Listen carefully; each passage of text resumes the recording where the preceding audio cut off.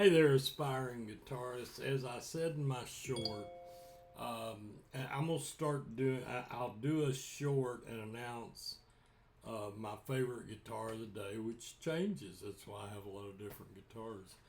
And I keep some of them. I give some of them away. But I treat. Y'all know my story. You know I have a Dupuytren contracture, prevented me from playing for 5 years. Long story short, uh, what I did at my doctor's suggestion, I am not your doctor, is I cut back on gluten and my hands started getting to where I could open it up again. I began to play again almost a year ago after a 5 year hiatus. So a lot of these guitars helped me figure out what I could play, couldn't play, what I wanted. Also used them for my family, for teaching grandchildren and things like that. But um, nylons, you know, when I first got back to playing, my Ovation that's hanging on the wall there, you can see it where my finger is pointing, and my family has signed it. That's an old guitar that goes way back to the early 80s. Um, I could barely play it. And I talked to a buddy of mine, Jeff, and we talked about stringing it with nylon strings. So I got ball end nylon strings. Yeah, it kind of helped pushing, but it was a disaster. I know some people that have gotten away with it. They do make ball end that they, instead of having to wrap classically and tie off, it's just like a regular steel string with the balls on the end. They're just nylon. Well, the problem I have with that is you couldn't keep that sucker in tune. A lot of nylons, if you play it, then they'll stay in tune. But a lot of times, depending on the tuners and the quality of the nylon type guitar, is how much you're going to have to tune it. But very often you're going to have to tune it when you pick it up, and that's okay. They're nylon. They make the normal tension, high tension. People use those for different scales, different reasons. But I first started playing around with a nylon just because of the shape of my hand and trying to get it back. Uh, but that soon changed. As I started getting form back in my hand, I started appreciating the nylon and the wider nut width. This one's not wide. I'll talk about that. I pretty much judge all my nylons based on that Godin right here. The white one. That's a multiac moondial, and it's a thin electric nylon guitar that Godin is pretty much an expert at nylon electrics, and they've eliminated one of the biggest problems with a nylon electric, which is feedback. I also love the fact that the Godin has body sensors, so I can do percussions, and they come through the amplifier. So that's what I base. That's my gold standard is the Godin. Now, the nut width on the Godin is not the standard 2-inch nut width. And what I'm talking about, the nut width right here, a standard classical nylon guitar, a true classical guitar, and I have a couple of those too. I have a couple of Cordobas, has a 2-inch nut width. So the neck is wider, and that allows you to get in here and to have room to make chords, because one of the things I love about nylon is the finger style picking and how you can articulate the notes and things of that nature. But I use nylons for a lot of reasons. A lot of reasons. Um, I love. So I'm not a purist. I'm not. I do appreciate the sound of a nylon and the way you can do chords. This one has a 1.69 nut width. So for a nylon, this is a not so wide neck. Now, the radius, that's the curvature on the fingerboard, on many nylons is almost flat. Some people notice that, some people don't. It accommodates different things. This Fender, the CN-140SCE, and I'll have a link down in the description where you can look at the specs. But I really like this guitar. I bought it directly from Fender. I used my Fender Play discount that I get for being a Fender Play member. And I initially joined Fender Play to do what I do, to evaluate guitar resources. I got a veterans discount for joining. And I have a lot of different nylon guitars, and I use them for different things. The thing I like about this one, this is a thin line body. It's not near as wide as, most. It is an acoustic electric. It's got a Fishman, and it's got a tuner built into it, which is really nice. I really like this guitar. It's a solid cedar top, and it's got rosewood back and sides. So it's a cedar top, rosewood sides, and back.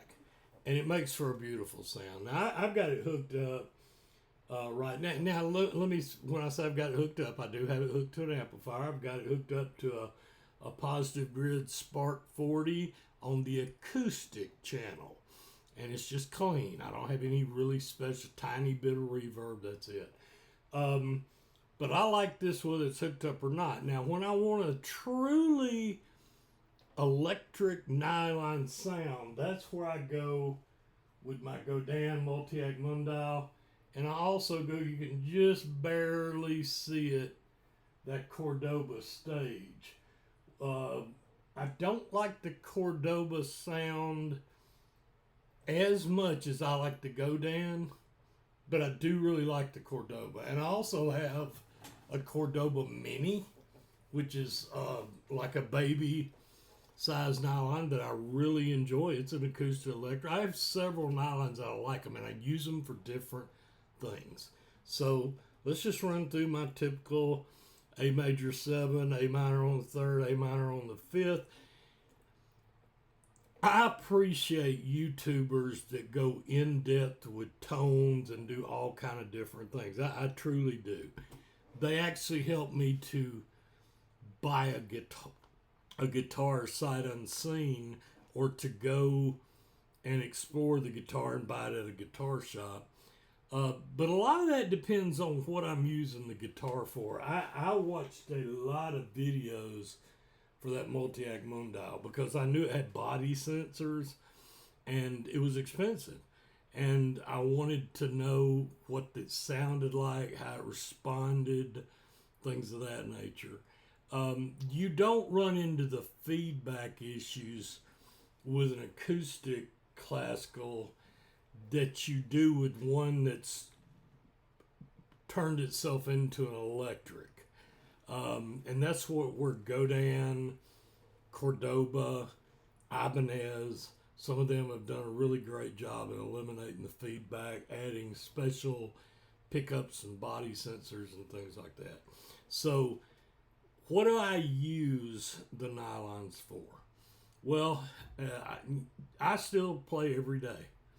I play every day trying to prepare a lesson, be it for this, which aren't really lessons, they're enhancements, for my kids, for my grandkids, for myself. And, I've got some calluses.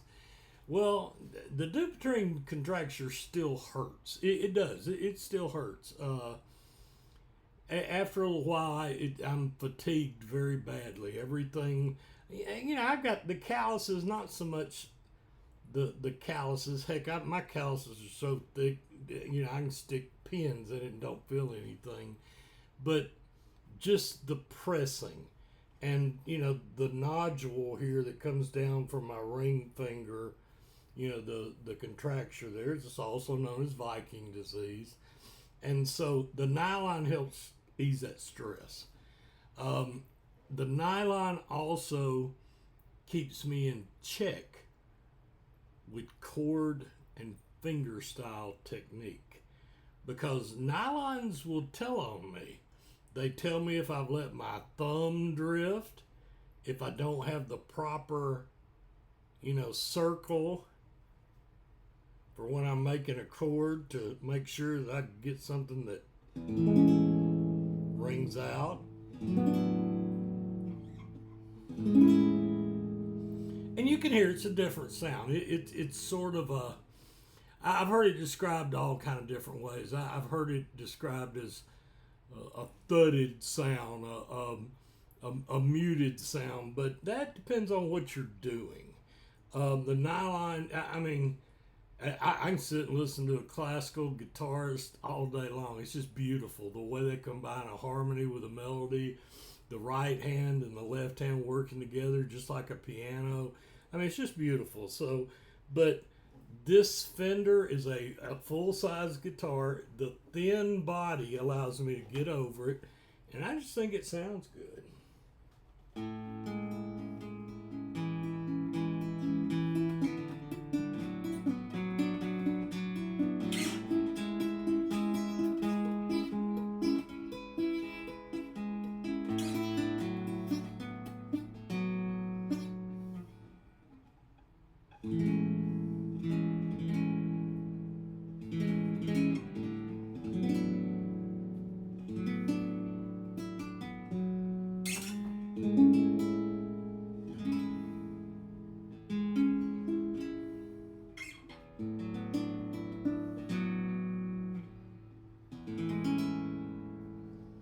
Now, like I said, that was running through the positive grid. Let me turn that off.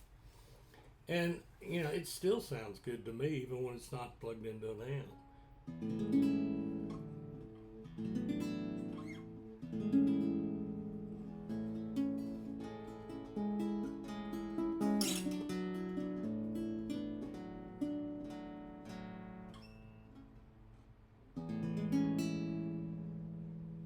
Now back to what I was saying. The reason that I don't try to play a bunch of different songs and do things like that, I think that can bias. And I just said a minute ago, I do appreciate YouTube guitar channels that do in-depth with a guitar and show different tones, different pickups, going through the preamp, going through certain amps, adding distortion, doing this, doing that. I appreciate that, especially depending on what I'm going to use the guitar for. But a lot of times they'll play different songs. They'll do a head-to-head comparison, and I always appreciate when they play the exact same thing on both guitars, because you can bring a bias to your ear and tone. If they play one song on one guitar and play a different song on another, well, you may like one song and don't like the other, which might influence your sound. There's so many variables, but I really like this guitar. It came with a hard shell case. It's between $400 and $500 in various places. I'll put a link in the description where you can look at the specs. It's just to run through the specs real quick. You've got a 25.3 inch scale, a 1.69 nut. It's solid cedar top, the back and sides. It's a classical fan bracing, mahogany neck wood, easy play profile. The radius is flat, just like I talked about. Number of frets 18. Bridge material is walnut. But when I'm tired and I've played a lot, and a lot of times before I go to bed, I'll grab a nylon guitar. I've certainly heard people that played them in a performance setting and have mic'd them, have used the acoustics that come with them. It's a Fishman, so, and it's got the little built-in tuner. and you can actually hear the tone vary. Now, a lot of people are like, I don't want to fool with strings. There are so many videos on YouTube about how to change strings, but what I would encourage you to do whenever you do change nylon strings, when you undo one, let it come undone and take a picture of it, and you'll be surprised. It's really just a matter of running it through, coming back through one loop, and then twisting the loop around and just putting a little finesse to it. I know you may say, well, that's easy for you to say, but it's not as hard as you think, especially with, the YouTube videos and the different things that, we've got now. So, that's the reason I like this. Is the Fender CN-140SCE. I think it's a beautiful guitar. I think the cedar matches very well with nylon as a top wood, for the top. Or at least I think it does. And, then the back and sides, they'll choose a lot of different things. But that's my favorite guitar for today. Tomorrow and other days, I hope to have another one for you. And I hope it just gives you a quick overlay and view of, why I bought the guitar and is it worth keeping to me? It is. There are some guitars that they served a purpose. They helped me figure out what I was going to play. I offered them to my family for teaching, and they would pick one or they wouldn't. And then I believe guitars should be played. And right now it's a great time, in my view, to buy a guitar. Maybe not be such a great time to sell a guitar. There's a lot of inventory out there. Most of my guitars, I'm more than willing to sell at what I consider a fair price. Somewhere, I'm just going to throw this out there. I know it can be debated. 60% of the selling retail price fits in good condition. A lot of people want more than that. It depends on the guitar. I'm not.